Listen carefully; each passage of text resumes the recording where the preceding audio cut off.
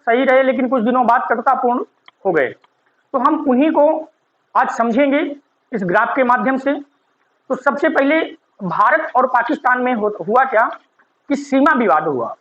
सीमा विवाद, अब सीमा विवाद जब हुआ तो कैसे सीमा विवाद हुआ? पाकिस्तान जैसे ही एक अलग राष्ट्र बना भारत से हटके, तब जाके पाकिस्तान ने क्या किया, हमला कर दिया कश्मीर के ऊपर। अब पाकिस्तान ने हमला कर दिया, कश्मीर के राजा थे वो आकर के भारत के तत्कालीन प्रधानमंत्री पंडित जवाहरलाल नेहरू से मिले और मदद की गुहार लगाई। तब पंडित जवाहरलाल नेहरू ने जाकर के राजा की मदद के लिए ये भारत से सेना भिजवा दिया। ठीक, तो भारत और पाकिस्तान का वहां पर युद्ध हुआ और अंततः हुआ क्या कि जो पाकिस्तान है वो आधे, यानी कि जो जिसे हम इस समय पीओके बोलते हैं, तो पाक ऑक्युपाइड कश्मीर, तो वो जो है उतना हिस्सा पाकिस्तान के हिस्से में चला गया। क्यों? क्योंकि फिर संयुक्त राष्ट्र ने क्या कर दिया, सीज फायर हो गया था। ठीक, संयुक्त राष्ट्र बीच में आ गया, तो जितना उन्होंने हिस्सा कब्जा कर लिया जबरदस्ती, तो उतना उनके पास अभी भी है। ठीक, और जितना हम बचा पाए, यानी कि भारत बचा पाया, उतना आज भारत के पास है। ठीक, उसी को लेकर पाकिस्तान दिन प्रतिदिन आतंकवादी गतिविधियां करवाने में आगे रहता है। तो वही प्रक्रिया पहले क्या था, अब उसी समय एक समझौता हुआ था, सिंधु जल समझौता। सिंधु जल समझौता यानी कि नदी का जो पानी है भारत से होकर के पाकिस्तान जाता है, पाकिस्तान भारत से होकर के जब जाता है तो उस पानी में ये हुआ था कि भारत और पाकिस्तान दोनों क्या करें, उसमें एक संधि कर लें कि कुछ नदियों का पानी पाकिस्तान जाएगा और कुछ नदियों का पानी भारत ही यूज करेगा। ठीक, उस जल समझौते को लेकर अभी वर्तमान प्रधानमंत्री हमारे जो नरेंद्र मोदी जी हैं, तो उन्होंने एक लेटर भेजा था कि उस जो संधि हुई थी पंडित जवाहरलाल नेहरू जी से, उस संधि को दोबारा पुनर्विचार किया जाए उस संधि पर।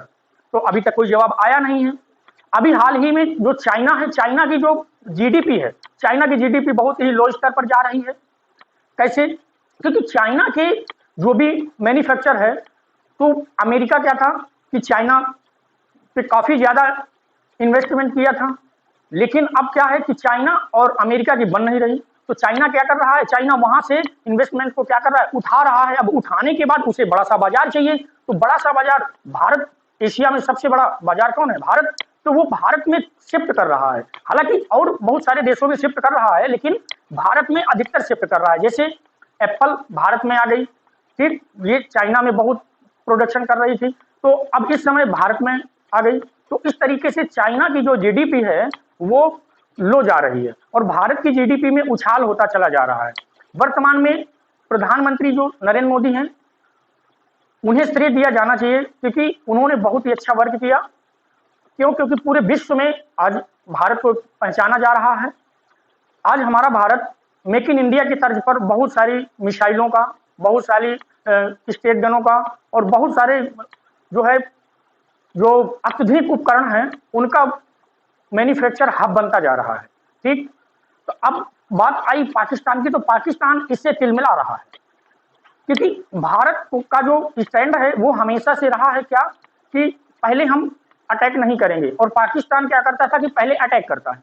तो इस तरह आज पाकिस्तान भुखमरी के कगार पर है और भारत हमारा क्या करता है, ग्रोथ करता जा रहा है। अब रूस जो विश्व का सबसे बड़ा क्षेत्रफल के हिसाब से देश है, वो जो है उसके ऊपर प्रतिबंध अमेरिका ने लगा दिया। आपने सुना ही होगा रूस यूक्रेन युद्ध, उसके ऊपर प्रतिबंध लगा, लेकिन भारत ने एक स्टैंड कायम रखा कि मैं रूस से ही कच्चा तेल खरीदूंगा। ठीक, हालांकि भारत के ऊपर दबाव बहुत सारे आए, लेकिन भारत ने उन दबावों को दरकिनार किया और कहा कि हम जो कच्चा तेल अपने जनता के लिए कच्चा तेल सस्ते रेट में मुहैया करवाएंगे। ठीक, तो रूस से खरीदता रहा, तो रूस की जीडीपी पर ज्यादा फर्क तो पड़ा, लेकिन उतना ज्यादा फर्क नहीं पड़ा जितना अमेरिका सोच रहा था। ठीक, अब अमेरिका भी हमें आंख नहीं दिखा सकता। क्यों?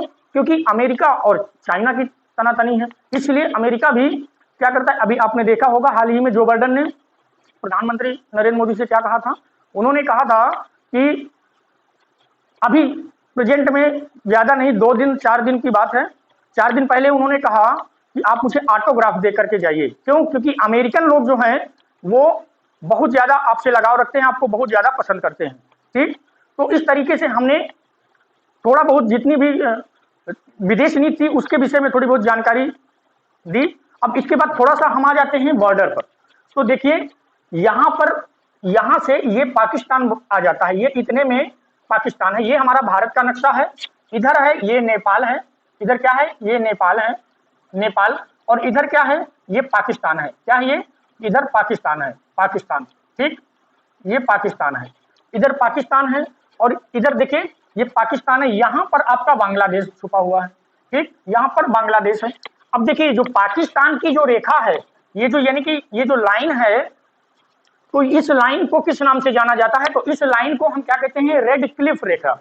क्योंकि रेड क्लिफ महोदय, रेड क्लिफ इंग्लैंड के थे, वो आए क्या, उन्होंने नक्शा बनाया था, और नक्शा बना करके एक लाइन खींच दी थी और कहा था कि ये पाकिस्तान इतना इधर पाकिस्तान रहेगा और इतना इधर भारत रहेगा, ठीक। अब इधर इधर इधर इतने में ये पूरे में चाइना है इधर से, तो ये जो है ये चाइना है, तो चाइना और भारत की जो लाइन है उसे हम मैकमोहन के नाम से जानते हैं, ठीक। तो इस तरीके से भारत समुद्री रेखा देखें तो देखिए समुद्री, ये यहाँ से ये पूरा समुद्र है, इधर भी पूरा ये समुद्र है। इसे हम क्या कहते हैं, इसे कहते हैं बंगाल की खाड़ी, इसे क्या कहते हैं, बंगाल की खाड़ी, बंगाल की खाड़ी, और इसे कहते हैं अरब सागर, इसे क्या कहते हैं, अरब सागर, ठीक, अरब सागर, और इधर बंगाल की खाड़ी। तो और ये हमारा क्या है, श्रीलंका है, क्या है, श्रीलंका, श्रीलंका है, यानी कि ये हमारे कुछ पड़ोसी देश हैं। इधर देखिए इधर आ जाता है तो म्यांमार है, क्या है, म्यांमार, इधर म्यांमार आ जाता है, ठीक। तो इस तरीके से ये जो पाकिस्तान है, यहाँ से देखिए यहाँ से ये नदियां निकलती हैं, ये नदियां यहाँ से आती हैं और यहाँ से होकर के क्या करती हैं, यहाँ से होकर के यहाँ से ये पाकिस्तान में जाकर के इधर से चली जाती हैं। तो इन नदियों के पानी में भी विवाद है और रेखा में भी विवाद है, बहुत सारे विवाद हैं, लेकिन इन विवादों को नजरअंदाज करते हुए भारत ने क्या किया, अपनी जीडीपी को बहुत ऊपर उठाया।